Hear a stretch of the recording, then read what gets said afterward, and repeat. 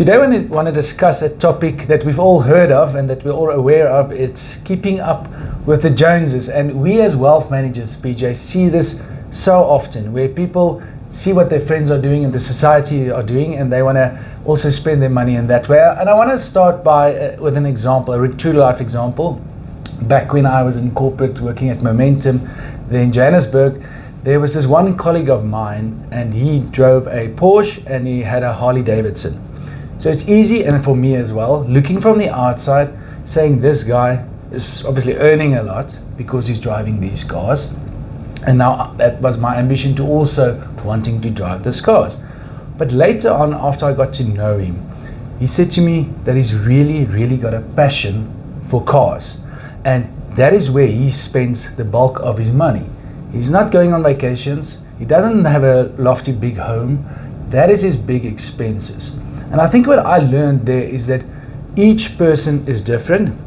Each person wants to spend on different things. And it's very important to know yourself and not to trying to keep up with what others are doing. And I think that's a big mistake a lot of people make. And we see that a lot. I think it's very difficult not to keep up with the Joneses. Luckily, I'm not a big car fan, but I like to travel. And a lot of people say, so how can you travel that much? But I don't spend a lot on cars, so then you can afford quite nice vacations if you don't do that. So it is very personal. But we also see it in investments. Yes.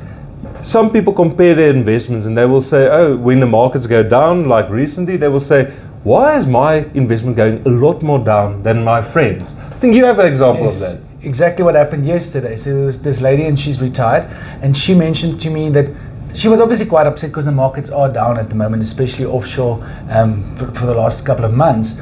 And she was just a little bit worried, rightly so, but she was worried because when she compared her investment to her friends, like you say, she was down by I think 10% and they were up by 1%.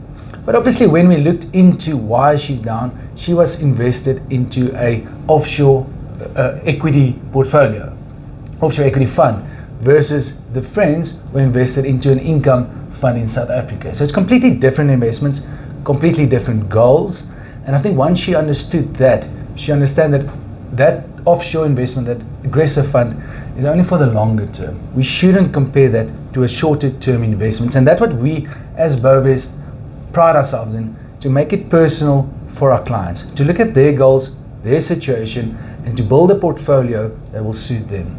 Yeah, I also had a client last year and she had like 10 million rand offshore, but she's almost close to retirement. And I'm like, okay, all this money is offshore, directly offshore, so what are you going to live from?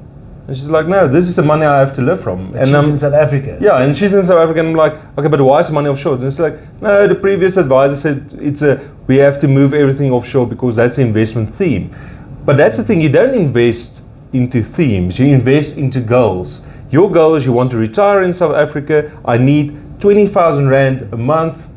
So we have to invest the bulk here and you need to withdraw from that.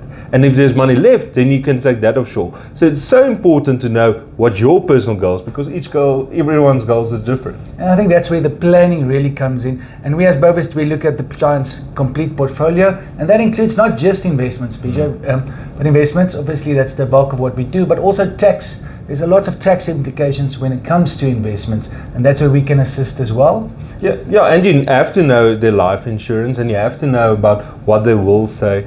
You need to bring everything together to let the plan work together, not just the investments. Yes, so once again, speak to your financial advisor if you have any questions, or if you want a second, know someone that wants a second opinion, we can assist with that as well. Please let us know if you have any questions or comments. Thank you, PJ. Thanks.